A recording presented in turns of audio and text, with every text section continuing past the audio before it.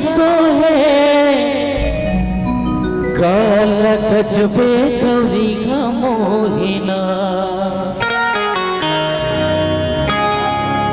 नैना मनैना देवी हंसो है काल गजबे गौरी का मोहिना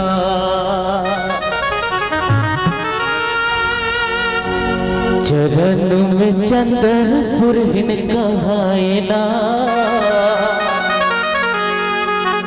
मोहनी प्यारा लागे। चलो सबसे निवेदन दोनों हाथ ऊपर कीजिए। इतना प्यारा सा आयोजन आपके गांव में उठाना भगवान नहीं लगे हो उठा के। हाँ वाह क्या बात। चलो एक साथ ताली के साथ चलिए लेना का 1 2 3 4